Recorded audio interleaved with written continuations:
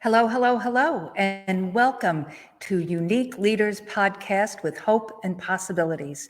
And today I am welcoming my dear friend, Karla Runner. And Karla is not only a gem, but our story together is gem-like, extraordinarily gem-like. So what I'd like to share before I dig into Miss Karla is how we met. As you all know, I have been manufacturing clinical result-oriented skincare since 1992. And in 2004, shortly after 9/11, and the world was a little fragile, I was doing a trade show for a distributor that carried the products in Tulsa, Oklahoma. Mm-hmm. And it was Sundays at trade shows are very, very busy, very crazy busy. And then Mondays are quieter. And on Sunday, I met Karla and her colleague, but there were a lot of people there and chatting with many, many people. But of course, I remembered speaking with Karla. So the day ended, and the next day began. Now, with trade shows, when you're selling to distributors, you basically never really see that person again unless the next year they come to another show or a class or a workshop and that type of thing. But we meet so many people, and it is not our place to take their information. It's the information for the distributor. So Karla left, and she did purchase some products. And then the next day, she and her colleague came back and said, "I'm here to pray for you." It's like, wow. I'd have to get the feeling, or when I say feeling, I mean the feeling of what a hair show is like. And it truly is not normally where one would pray with one. So I came from the back of the booth and came into the aisle of the show. And sure, I'm 5'6" and change. And Karla, how tall are you? You know, a little shorter. So, I'm like leaning over her. And so this is how Karla and I met. But many years later, and I really did not continue to communicate. And then many years later, I'm talking about 2007, my husband Paul and I went up to Dallas and to a show at the Javits Center, at the Trade Center in Dallas, because we were opening the boutique where I'm sitting right now at the Novitas Spa Medical Rejuvenation Clinic, and wanted to find some things, some cool items to sell in the boutique, because predominantly would be the products.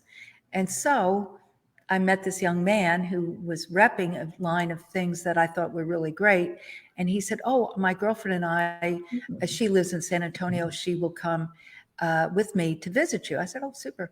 Well, this turns out to be Karla's, one of her besties' son. Now, meanwhile, I don't know this, zero. And so then a day or so later, I get this call from Karla sharing that this young man's girlfriend, who was physically in this building too, and Karla spoke because Karla is a leader in the beauty industry in her niche. And so she's going to share about that. But then God connected us again through those happen chances. Now, if you don't think that, God is in control, I don't understand how you cannot see that. Because really there was no, "Oh, let me take your name, let me take your email, no, none of that. I don't even know if there were emails back in the day. But the point is that this was a divine appointment. So for such a time as this. And so with that intro to our connection, and then our reconnecting and building our relationship, I'd like to introduce you to Karla, Karla Runner. Hello, Miss Karla. Hey, Meg. Thanks for having me. I'll take that reconnection even a step further. Megan is in the Austin, Texas area. I'm in Little Rock. And so happens that the weekend following our reconnecting phone call, I was going to be in Austin, Texas. And so our reconnection was almost instantaneous, and totally blew both of us away. I thought she probably will not remember my name when I got her cell phone number and called her. I said, but she's going to remember the fact that I prayed for her in the aisle at a hair show. Just like she said, that is not that a is, you know, thing. if not, we can't impress upon you guys enough. Not.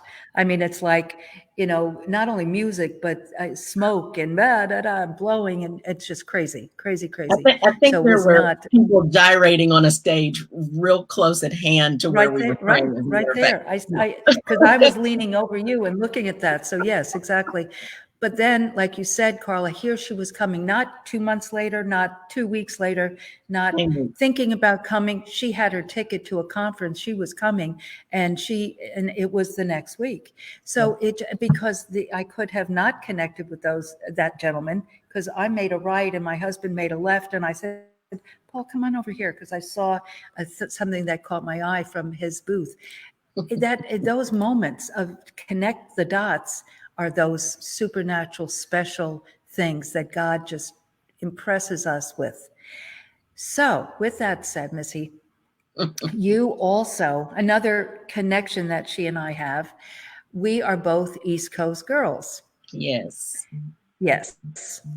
And so we both then, on our own, moved to the West-ish, you know, Texas and Arkansas.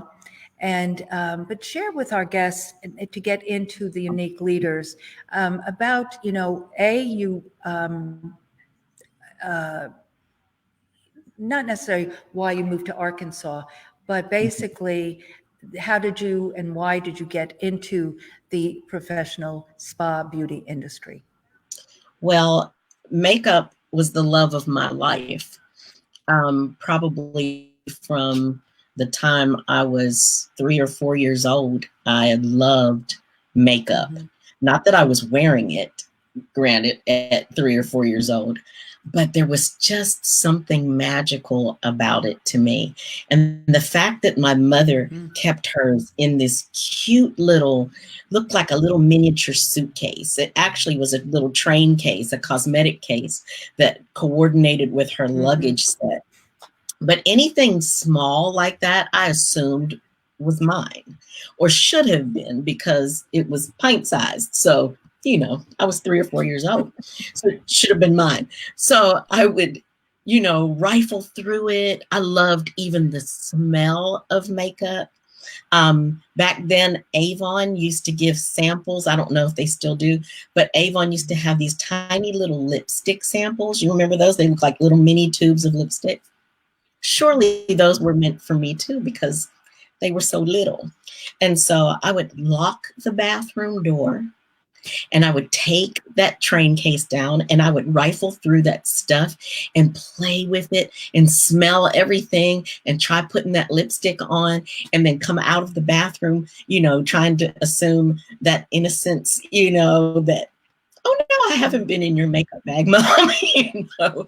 And then couple that with the fact that my grandmother had this wonderful vanity in her bedroom that was just like this magical place where all her cosmetics were in her little bottles of nail polish and everything. And she would come and sit at her vanity and allow me to put makeup on her.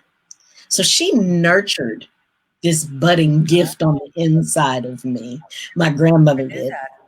My mother spanked me for it, but my grandmother nurtured it. And when my grandmother went to heaven, and they were, you know, kind of divvying up her belongings, the thing that I wanted from her house was that vanity. So that vanity sits in this room with me. As a matter of fact, I put my makeup on at it every single day, but it went in my first facial room, you know, as a part of what I used. And it's just, you know, it's like that that legacy piece, you know. But it started with makeup. It started with makeup. And when so it started with makeup.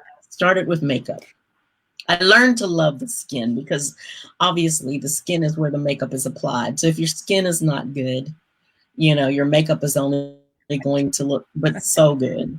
So I learned to love skincare, and everything that went along with it. So that's how I ended up in the beauty industry. My mother actually, you know, we lived in Pittsburgh, Pennsylvania.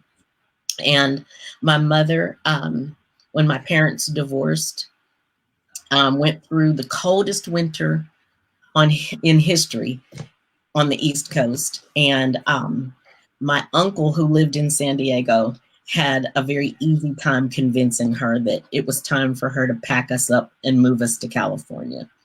And so we ended up in California, and that's where I went to beauty school. Furthered my makeup education, got all my certificates and accolades and all of that. And it's, you know, it spun out from there. So you moved to California. How old were you then? I was sort of right out of high school. You know, back east, well, at least in Pennsylvania at the time, my dream job was going to be to work at a makeup counter. You know, I wanted nothing more in life than to work at a makeup counter. And so I went to the nearest department store, which was Kaufman's at the time. And I was told that you had to be a licensed cosmetologist in order to work at the makeup counters. So I thought, that was a blessing, actually. Yep. I thought, I'm going to go to school and become a cosmetologist. Well, I didn't realize that meant that, you know, the focus was going to be hair. I had absolutely no interest whatsoever in doing hair. And about 2 weeks into this thing of doing pin curls and learning finger waves and sculptured nails and all of this stuff that I had zero desire. And I think every day I asked, when are we going to get to the part about makeup? When are we going to get to the part about makeup? And they kept saying, we'll get to that at 1,200 hours, or, you know, whatever it was. You know, we're only going to do it for 40 hours. And I thought, why am I here? And someone introduced me to the idea of freelance makeup artistry. And I thought, so much for working at the department store counter. I'm going to be a freelance makeup artist. I had business cards. In California. At the time, I was still in Pittsburgh. Oh, I was still in Pittsburgh. Right. I see.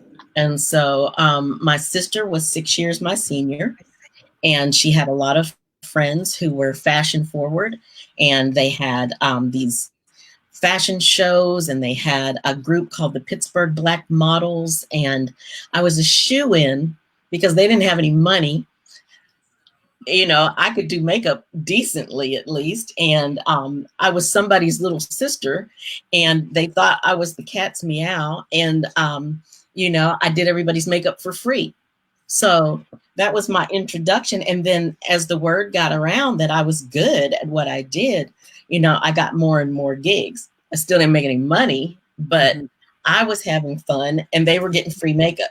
So that was my start to stardom, so to speak. And then finally someone paid me. Someone actually paid me to do a fashion show. I got a check for $100. I thought I was, you know, big time. And I was now a professional because I had been paid. So that was the start of all of that. But I was a beauty school dropout to begin with, because I had zero interest in doing hair. Zero. Yeah. And so then when you moved to Arkansas is when you got your aesthetic license? Oh, no, I got my aesthetic license in California. Oh, so you did? Okay. Yes. Okay. I got my aesthetic. Once I moved to California, I went to beauty school there.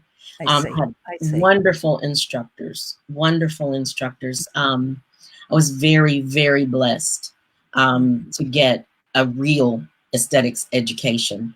I can't say that that's always the case in all of, you know, the schools nowadays. Right. You know, they barely learn how to pass state board, but at that time, I was blessed to have a woman from Malaysia who taught our aesthetics program.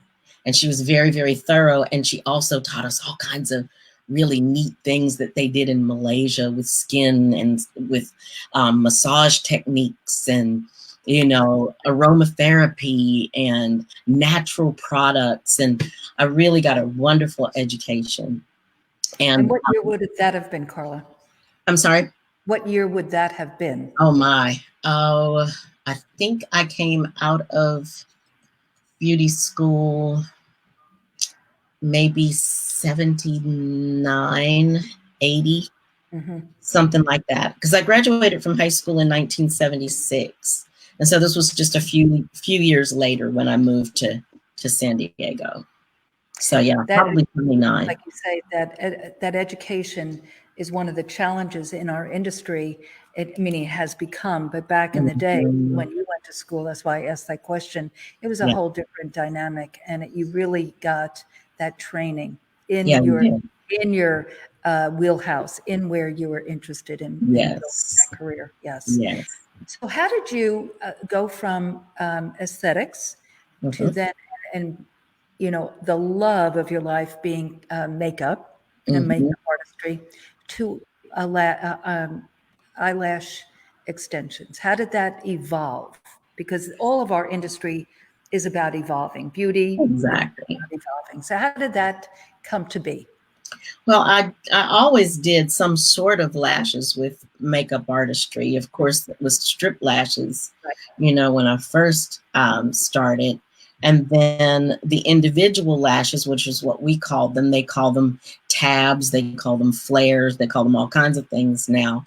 But those I became very proficient at, and I had kind of developed a technique for trimming them and feathering them a little more so that they looked more natural. And my application was not just all one length all the way across. You know, I was very into styling them to suit the client's eye shape. Yeah, so I was a little ahead of my time where that was concerned. And honestly, hair extensions had become a big thing. And so I thought, well, you know, rather than just call these individual lashes, I think I'm going to call these eyelash extensions just because it sounded cute. You know, not knowing that there was actually such an animal as eyelash extensions, because being here now at this juncture, I'm here in Little Rock, Arkansas. Now, granted, when I moved to Little Rock, I thought I'm going to have to find something to do because I saw no evidence of aesthetics here. I saw no evidence of anybody being an esthetician or offering facials or anything of that kind. So I went to work in a bank. I met a young lady who began doing my hair, and I told her that I was a makeup artist and that I was an esthetician in California. And she said, "Oh, you need to get your license here in Arkansas." And I said, "They have estheticians in Arkansas?" You know? They have skin. Yeah. So unbeknownst to me, they really did have an aesthetics license here. So I had to do the reciprocal, you know, licensing thing and get my, I had to take the practical exam as well as the written. And thankfully my California license had not expired. It was very close. But so I would say to anyone, you know, who is licensed in any state, don't ever let your license lapse. Even if you're not working actively in the field, you just never know what cards life is going to deal you. And you'll always have a skill set that you can fall back on and a license that you put money into achieving. So don't ever let that thing go. You know, so thankfully that was, you know, that was the case. And so I was able to take the test. I became licensed in the state of Arkansas. And I took my test on a Friday and passed. So I knew that I was, you know, going to be licensed here in Arkansas. And that very Sunday following, there was an ad in the newspaper. Someone was actually looking for an esthetician. And so I applied for the job and was hired right away. So I went right back into working in my field. Bye to the bank. Back to, yeah, yes. bye banking. Woo, thank goodness.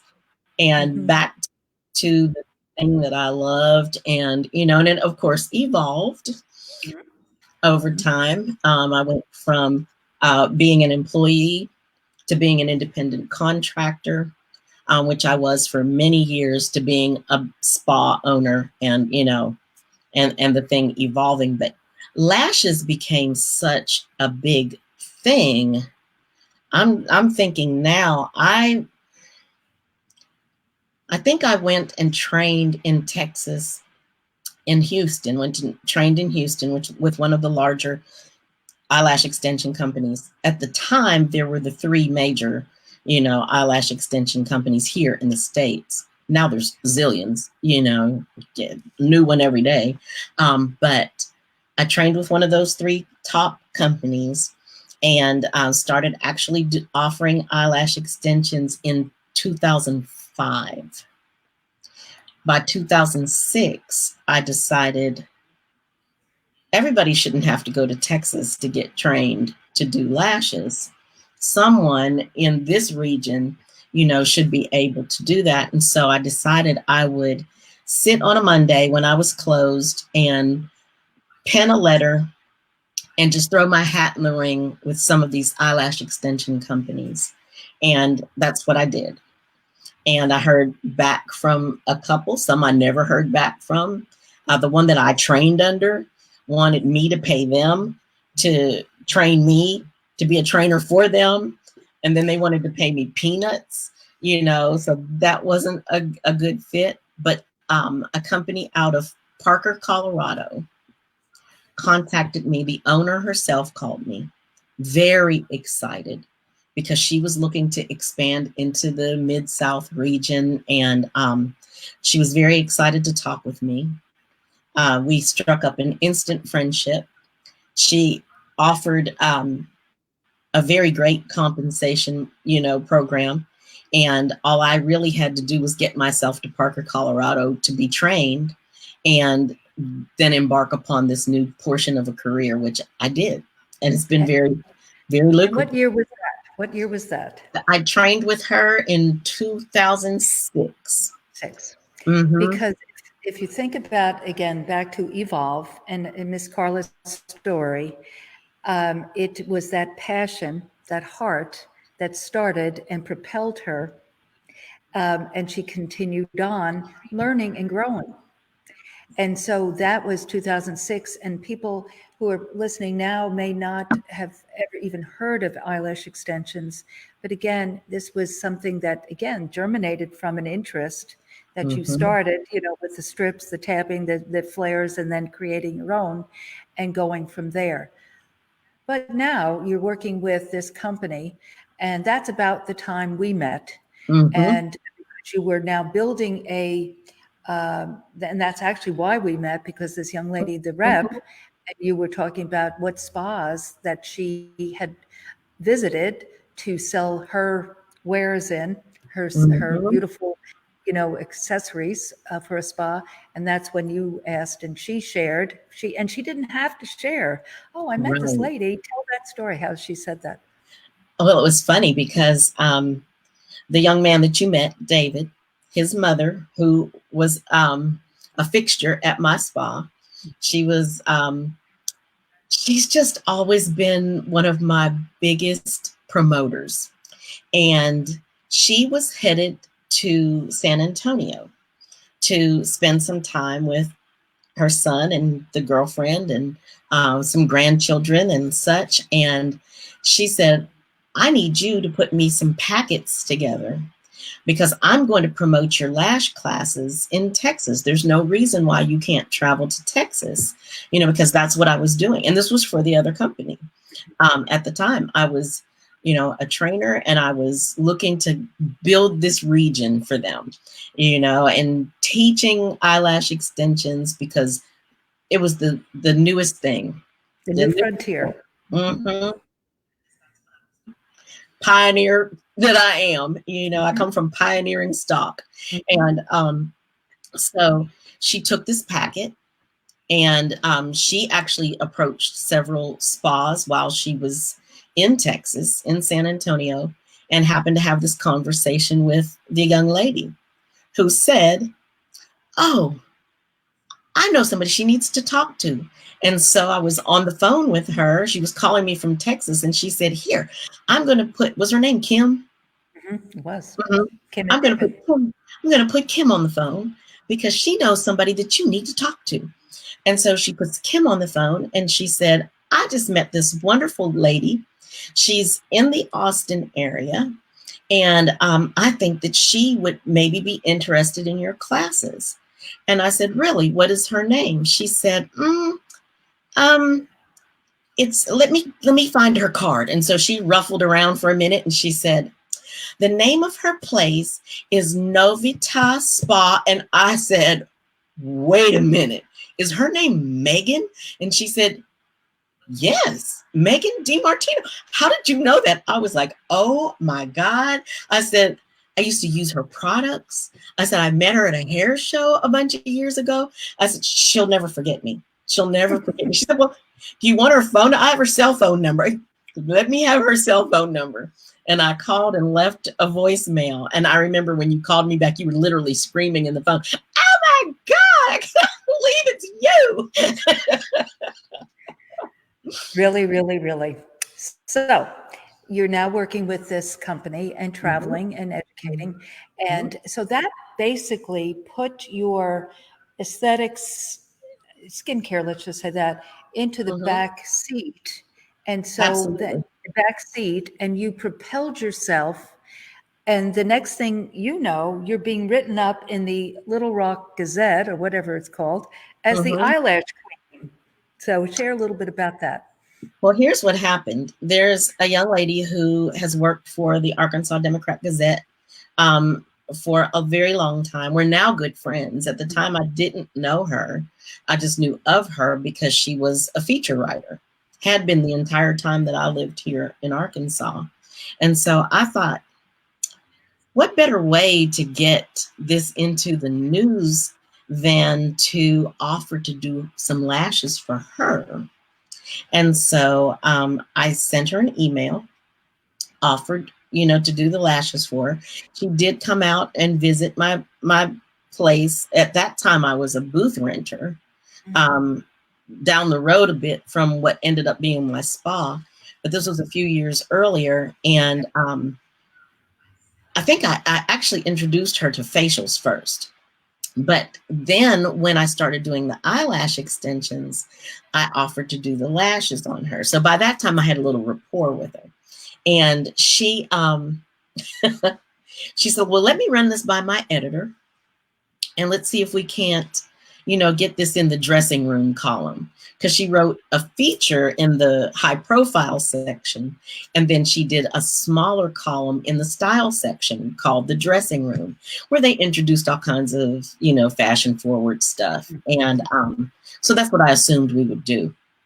And her editor was not interested.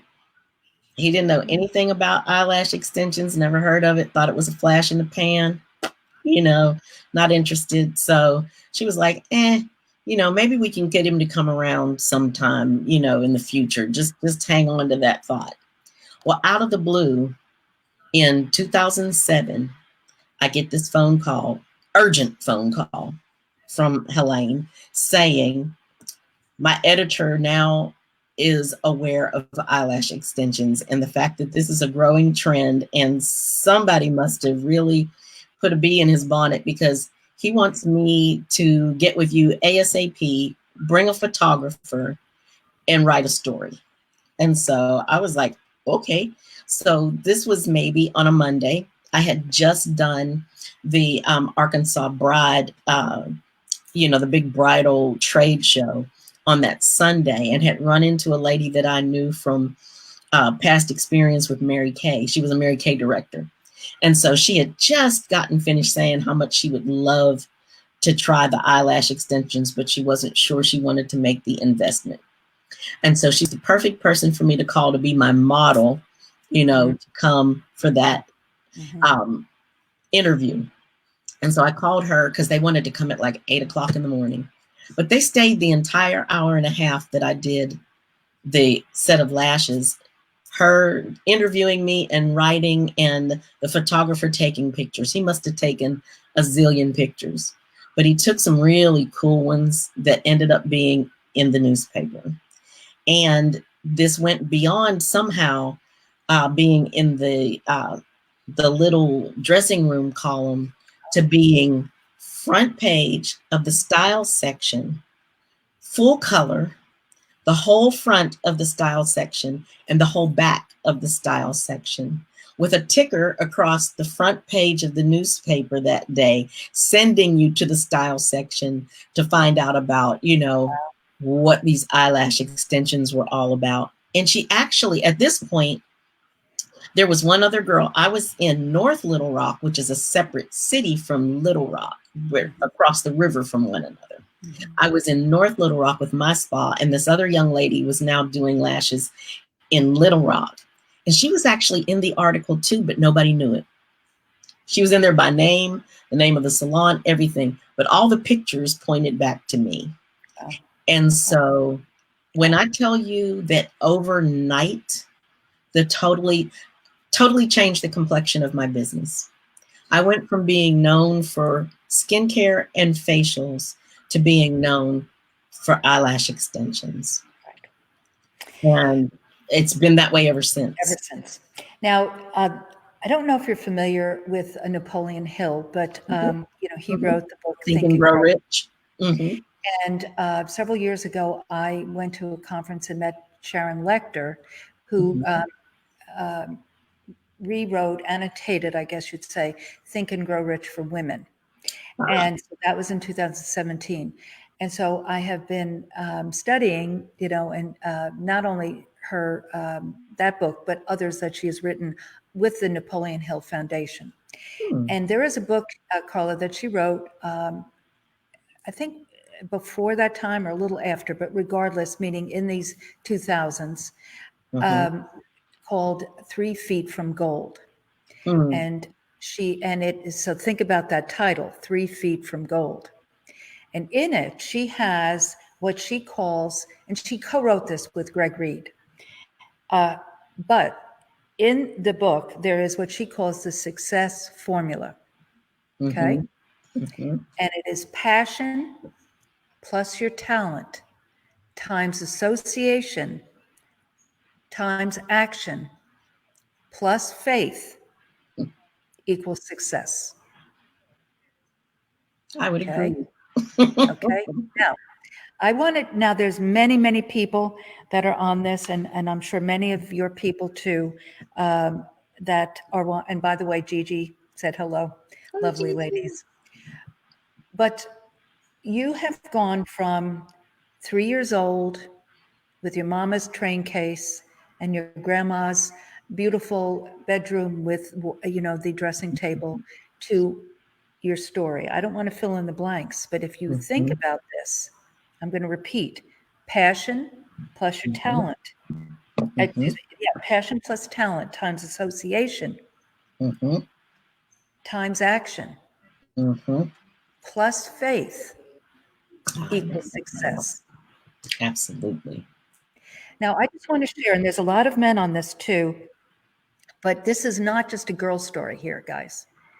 This is a story of what, so I'm going to ask you, and these are the 2 questions I ask people. What would you say to crystallize what you just shared, what your passion and talent is? I know you've already said it really, but crystallize it. Okay. I think absolutely my passion is making women feel good about themselves and how they present themselves to the world they live in. And I think that my talent came straight from my creator. And along with that passion, he gave me the innate abilities to make that happen. You know, he gave me an eye for form and color and balance and beauty, beyond, the norm, I'll say, because I can see the beauty in everyone. And it's like your superpower. yeah, exactly. And then gave me the talent to be able to actualize it, and to show them how to recreate that, how to maximize their external beauty. At the same time, gave me the ability to encourage them to project it from within. Now, you shared in this thread of story of your life how different people along the way, your instructor in school, obviously your mother and your grandmother, the instructor in school, to Helene on some level. I mean, a big level, don't misunderstand, but you didn't know her. But those were associations. Yes. And let's ponder that, because what I'm really trying to say in this podcast and share with this podcast is I've been mentoring, as you have, for many years. And what I hear people say, oh, I'm this. Oh, I'm 26, like I'm washed up. Oh, this, and oh, I'm that. But holy moly, guacamole, we have evolved, because it starts with your passion plus your talent. Yes, absolutely.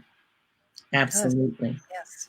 And I think when you're true to that, exactly. you used my word, superpower. That's your superpower. Yes. Yes. Now, Karla has recently been working on a book, and it will be out soon. And I'd like you to share the title. And because what you shared with me about the book is really essentially what we're talking about here. Yeah, it really is. The title of the book is Effortless Success. And the reason that it's effortless is that it's what you're wired for. When you don't try to force something, try to make something happen, or emulate the gifting that you see in someone else that you admire, but you work from within, and you utilize the natural gifts and talents that you've been given, I believe that there's automatically a passion attached to it. And that's why you become good at it. Because you love it, because you're wired to love it. I believe that our Creator has made us that way. So the thing that you're good at, you love, you become passionate about, you want to do it, you want to pour energy into, making it better, honing your craft, so to speak, regardless of what it is. And when you're true to that, there's not a lot of, you may work at it. I'm not saying that I don't work, but I'm saying it doesn't feel like work. It feels like fun. And they say if you're doing what you love, you'll never work another day in your life. What I would do for no money. I'm just blessed to be able to make my living doing it. And it becomes effortless. When you work out of what is innately in you to do, it becomes effortless. And your success is imminent. Your success is imminent.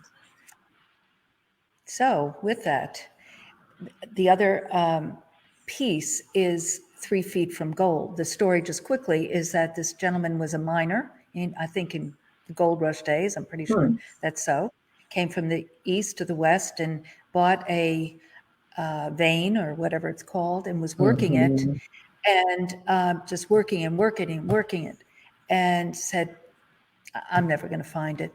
And he sold it to someone who was watching what he was doing for peanuts. And he went back, and that guy was 3 feet from gold, literally. Wow. Okay. Wow.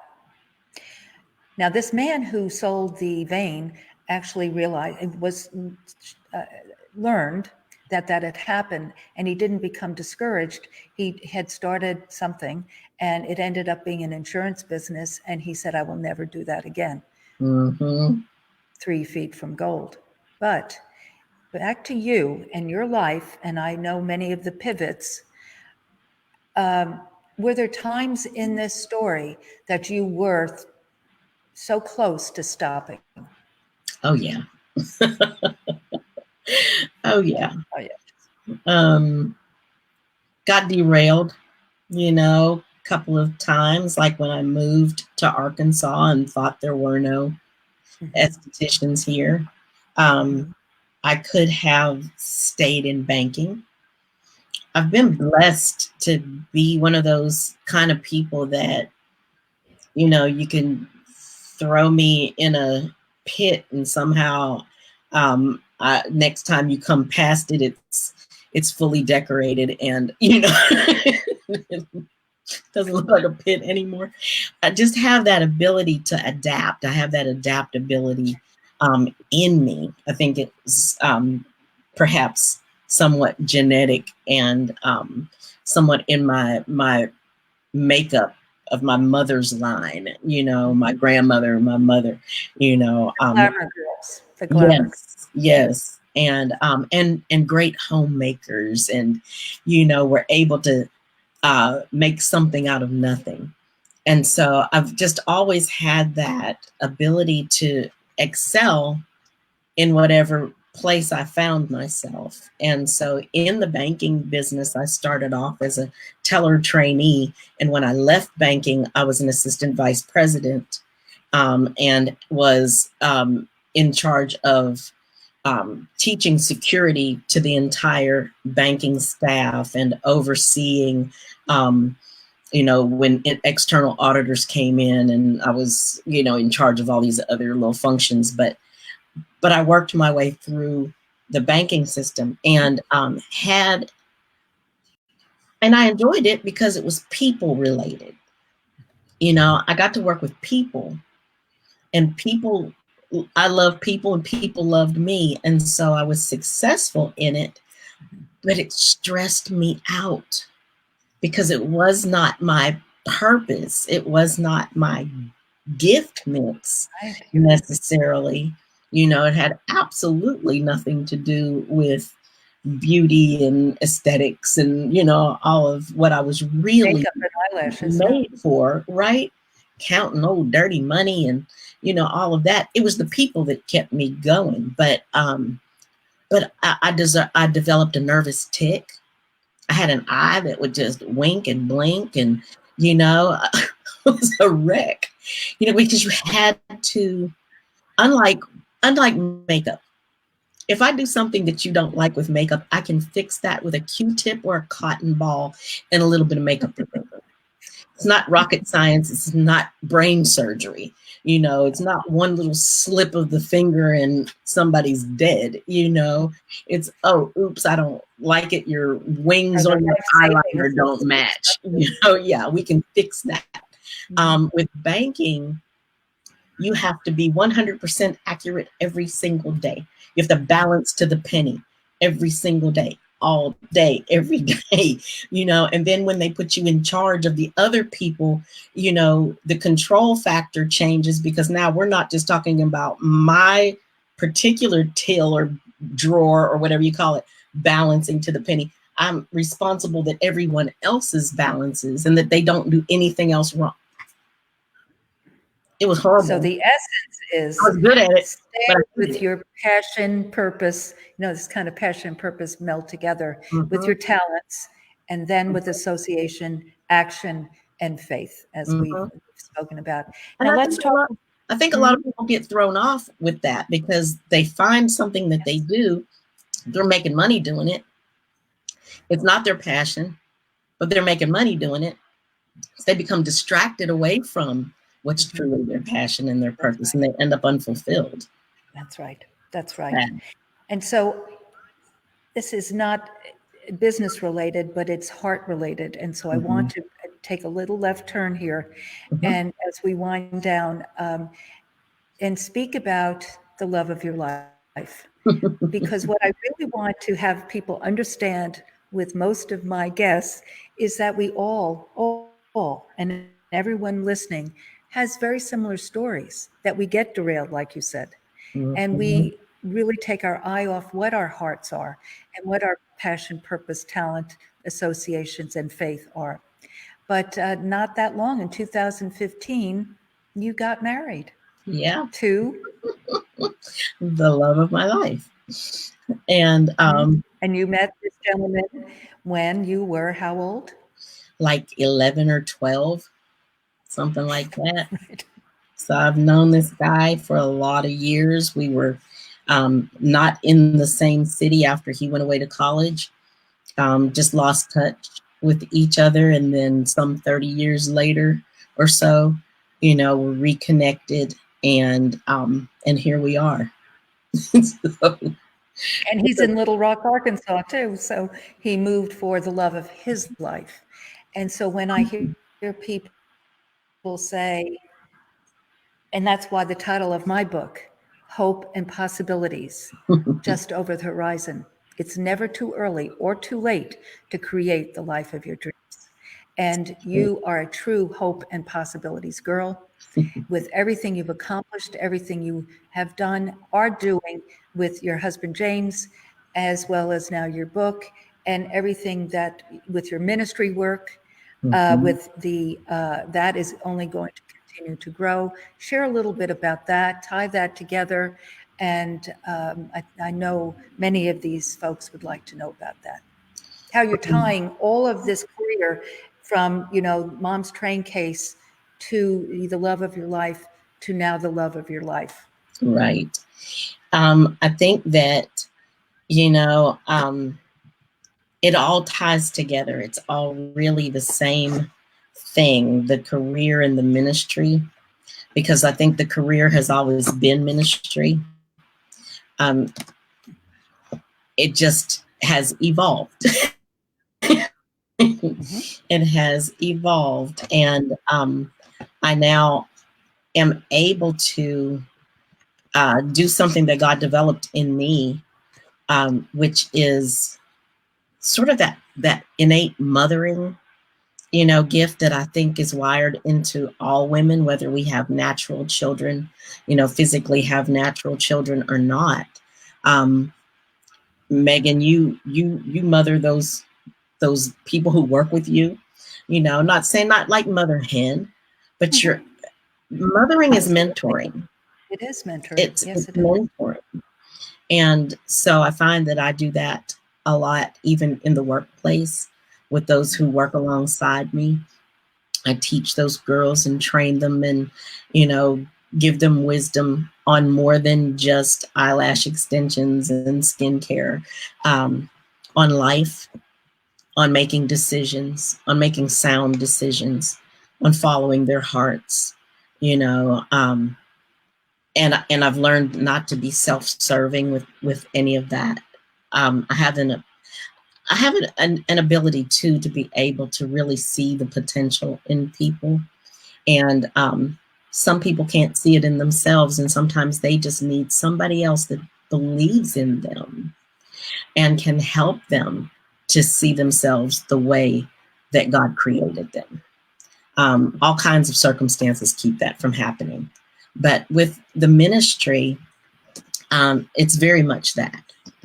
It's very much training up, developing other women from different age brackets to really tap into the potential that's on the inside of them to be the best that they can be and be able to be leaders in an hour where I feel like God is raising up women leaders like never before. And so, never before. Right. Yeah, just passing the baton, so to speak, in the industry and in the kingdom of God. All of that. So we're going to put in, yes, tying it all together, because one is not exclusive of the other.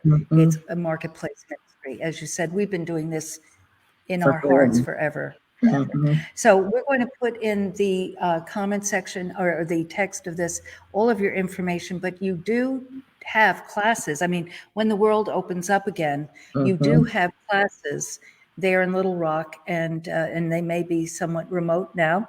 I mean, or maybe going forward, but we'll put that information in. You'll share that with us, where people can find you to be mentored in the cosmetic beauty / eyelash extension arena.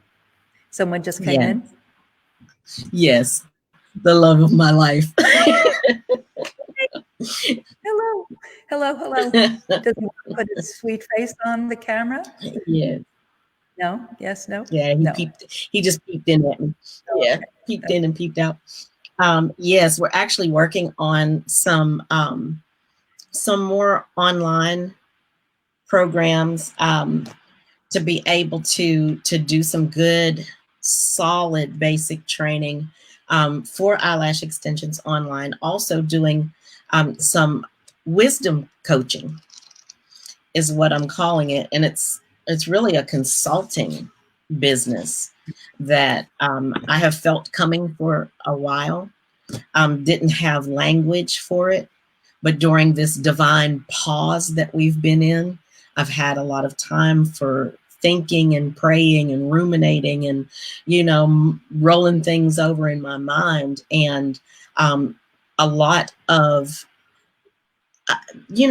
when we reach this plateau in life, or this pinnacle in life where we find ourselves, we've been not just in business for a long time, but we've been alive for a long time. We've gained a lot of wisdom over the years, and there is a lot of need for that wisdom, and not just in the marketplace, but in people's lives. And sister.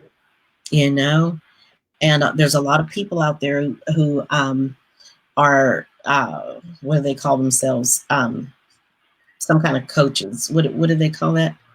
Life coaches, business coaches. Yeah, which I'm not saying I don't like that term for me. It suits some people, but what people truly seek me for is wisdom. And so it's a consulting business. This is separate from ministry that I am developing, that I'm going to call myself a wisdom coach, because there's a need for seasoned wisdom, because everybody who is in our age bracket is not necessarily wise. Age does not make it's not about, that's why I said it's never too early or too late, because it really is not predicated on age. It is about what you just said. Right. It is that inner wisdom. And that's really, like you said, in this pause, this unprecedented pause, who would have ever thought we would have locked our doors? I don't even conceptually don't understand that. But God said, take this pause, pay attention, I will guide you. And hence, that's just what you said, this podcast, Unique Leaders. It's about helping people see everyone has a story, everyone has that passion, that talent, that, that everyone, and then from there, don't give up. That's 3 feet from gold, and keep going, because that's where you attain that wisdom. I couldn't agree more, Ms. Karla. Well, thank you. We are just now coming to the end of our time together, and you will see us together again. As we develop these programs, projects, and things that we will bring to you. And I am just joyful that I met you that day, and that God connected us again together. Because again, folks, it just pay attention. Pay attention. He has a plan for us all. Well, thank you, my love, for being with me today. And have a beautiful weekend, and everyone be blessed. Bye-bye.